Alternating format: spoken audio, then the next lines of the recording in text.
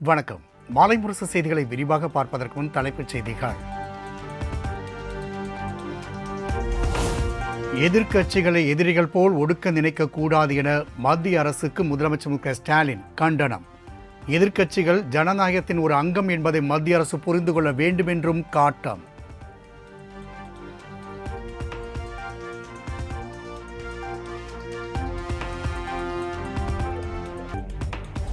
மக்கள் கொடுக்கும் கோரிக்கை மனுக்கள் மீது உடனுக்குடன் தேர்வு கண்டு அரசின் பயன்கள் சென்றடைவதை உறுதி செய்ய வேண்டும். மாவட்ட ஆட்சியர்கள் உடனான ஆலோசனைக் கூட்டத்தில் முதலமைச்சர் மு.க.ஸ்டாலின் அறிவுறுத்தல்.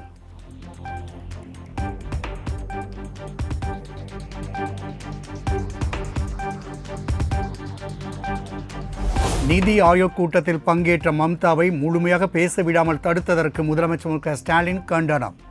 ஒரு மாநிலத்தின் முதலமைச்சரை நடத்தும் விதம் இதுதானா என கேள்வி.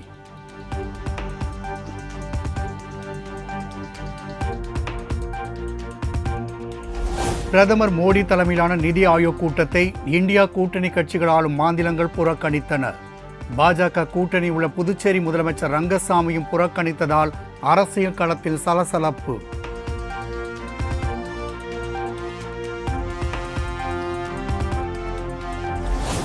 பிரதமர் மோடி தலைமையிலான நிதி ஆயோக் கூட்டத்தில் இருந்து மேற்கு வங்க முதலமைச்சர் மம்தா பானர்ஜி வெளிநடப்பு.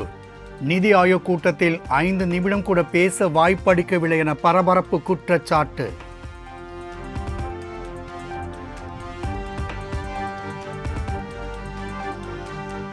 மத்திய அரசின் பட்ஜெட்டில் தமிழ்நாடு புறக்கணிக்கப்பட்டதை கண்டித்து திமுக மாநிலம் தழுவிய கண்டன ஆர்ப்பாட்டம்.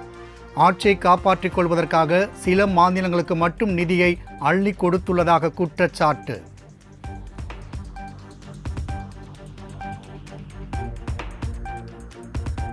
நிதி ஆயோக் கூட்டத்தில் கலந்து கொண்டு மக்கள் பிரச்சனையை பேசாமல் முதலமைச்சர் மு.க.ஸ்டாலின் புறக்கணித்தது தவறானது. மற்ற மாநில முதலமைச்சர்களைப் போல் கலந்து கொண்டு பேசியிருக்கலாம் என தமிழ் மாநில காங்கிரஸ் கட்சித் தலைவர் ஜி.கே. வாசன் கருத்து.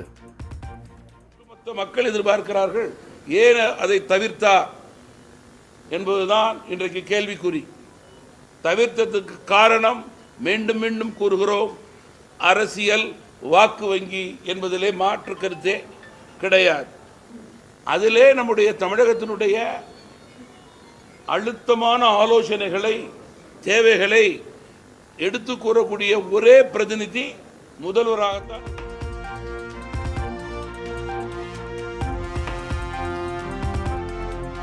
கடந்த 2 ஆண்டுகளில் 3 முறை மின் கட்டணத்தை தமிழ்நாடு அரசு உயர்த்தியுள்ளதாக பாமக தலைவர் அன்புமணி ராமதாஸ் குற்றச்சாட்டு. மின்துறையில் அதிக அளவில் ஊழல் நடைபெறுவதாகவும் சாடல். இந்த பகுதியிலே கிட்டத்தட்ட 50,000க்கும் மேற்பட்ட குறு சிறு தொழில் நிறுவனங்கள் மூடப்பட்டிருக்கின்றன. அதற்கு ஒரு முக்கிய காரணம் மின் கட்டண உயர்வு. அதிலும் குறிப்பாக கொரோனாவுக்கு பிறகு பல நிறுவனங்கள் மூடிய பிறகும் தமிழக அரசு கடந்த 23 மாதங்களில் 3 முறை மின் கட்டணத்தை உயர்த்தி.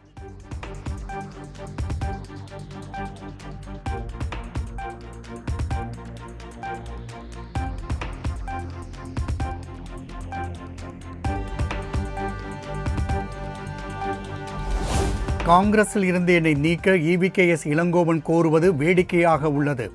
தனது உரையை முழுமையாக கேட்டாரா என்ற சந்தேகம் எழுவதாகவும் கார்த்தி சிதம்பரம் பேட்டி.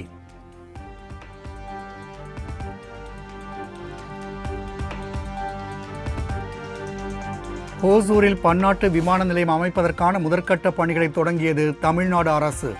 விமான நிலையம் அமைக்க சாத்தியக்கூறுகள் உள்ள 5 இடங்களை தேர்வு செய்து இந்திய விமான நிலைய ஆணையத்திடம் தெரிவித்துள்ளதாக தகவல்.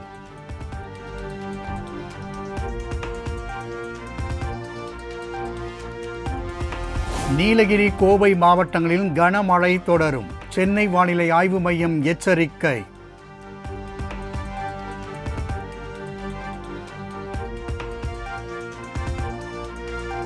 இந்திய கடல்சார் பல்கலைக்கழகம் நடத்திய நுழைவுத் தேர்வுக்கு தடை விதிக்க கோரிய வழக்கு.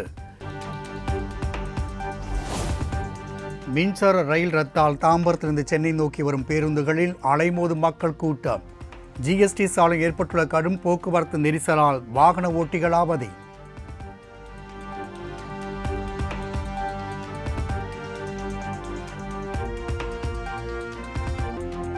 ஒகேனக்கல் காவிரி ஆற்றின் நீர்வரத்து வினாடிக்கு 1,20,000 கன அடியாக அதிகரிப்பு. தாழ்வான பகுதியில் வசிக்கும் மக்கள் பாதுகாப்பான இடங்களுக்கு செல்ல மாவட்ட ஆட்சியர் சாந்தி அறிவுறுத்தல்.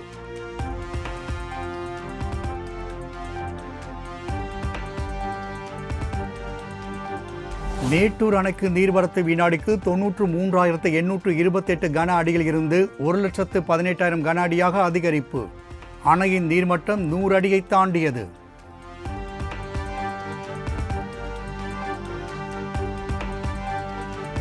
ராமேஸ்வரம் பாம்பன் புதிய பாலத்தில் 200 டன் எடை கொண்ட தூக்கு பாலத்தை பொருத்திய ஊழியர்கள். மகிழ்ச்சி நள்ளிரவில் வெடிவெடித்து கொண்டாட்டம்.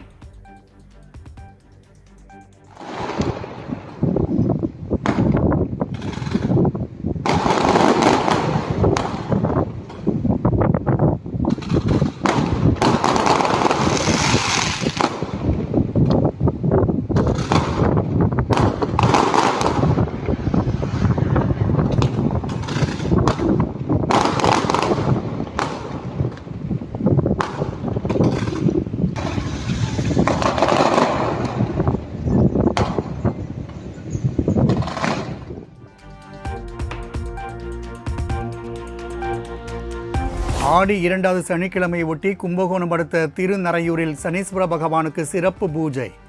ஏராளமான பக்தர்கள் கலந்து கொண்டு சாமி தரிசனம்.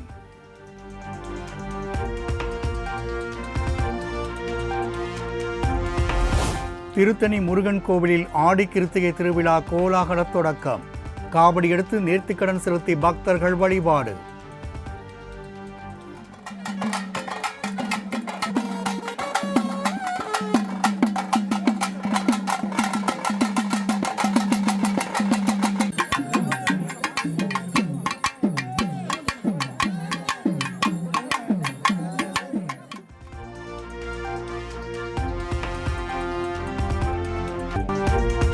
அமெரிக்க அதிபர் தேர்தலில் ஜனநாயக கட்சியின் வேட்பாளராக கமலா ஹாரிஸ் அதிகாரப்பூர்வமாக அறிவிப்பு. அதிபர் வேட்பாளருக்கான ஆவணங்களில் கையெழுத்திட்டுள்ளதாக கமலா ஹாரிஸ் எக்ஸ் தளத்தில் பதிவு.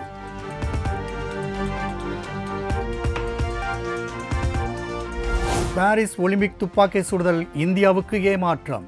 10 மீட்டர் ஏர் ரைஃபிள் பிரிவில் போட்டியிட்ட 2 இந்திய அணிகளும் தோல்வி.